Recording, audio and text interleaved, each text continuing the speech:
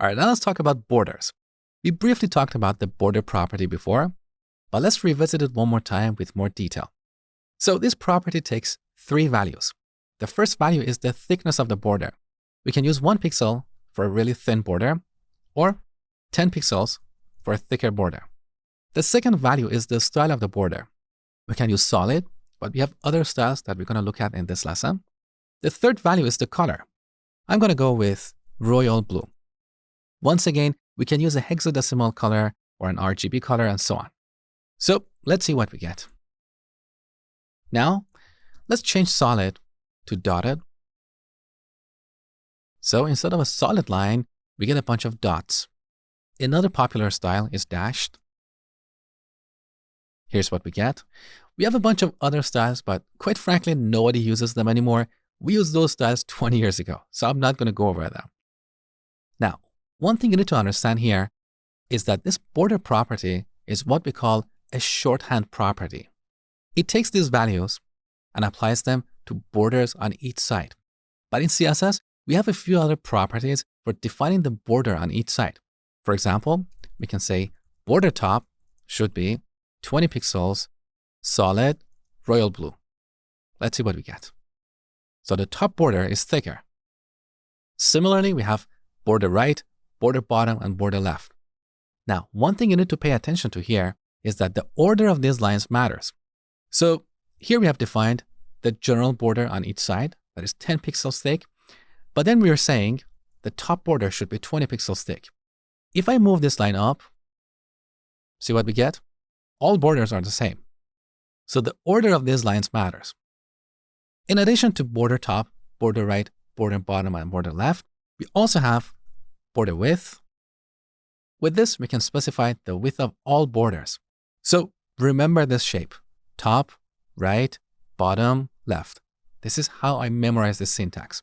So the first value represents the width of the top border. Let's say 10 pixels. The second value represents the width of the right border, 20 pixels. Then we have bottom and then left. Let's see what we get. So top, right, bottom, and left. Now, another way to memorize this is TRBL. Top, right, bottom, left. You can say turbo. Now what we have on the right side is called a comment. We use comments to explain why we have done something in our code. They're completely ignored by browsers, okay? So this is how we can remember this syntax. Now, what if we remove one of these values? That was the width of the left border. In this case, the browser uses the same value as the right border. So take a look. We get the same result as before. Now, what if we remove this other value? That was the width of the bottom border.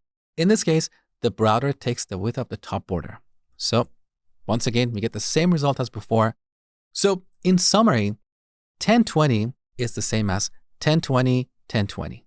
This is the short way of writing this code. Now, what if we remove this value? We only have 10 pixels.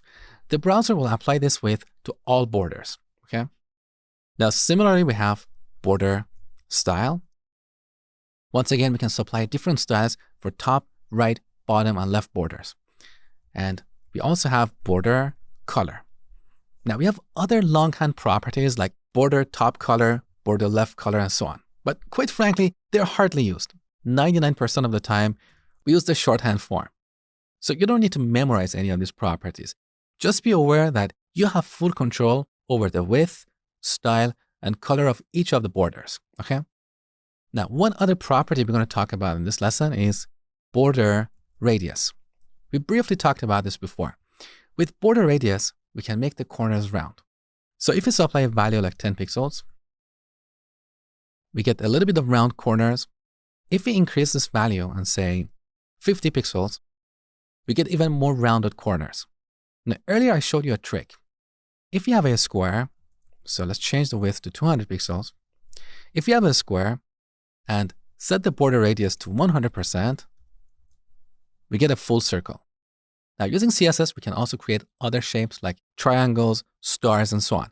I'm not going to go over them in this course because they become repetitive. You can learn them on your own. Let me just show you what to look for. So in Google, search for CSS shapes. And look at this article on CSStricks.com, The Shapes of CSS. This is a great website for learning CSS. So this is how we can create a square. We can also create a rectangle, circle, which you have seen. Now, in this example, we have border radius set to 50%. That should work most of the time, but in my experience, sometimes we don't get a perfect circle. So I personally prefer to use 100% for the border radius. Then we have oval, triangle up, triangle down, and so on.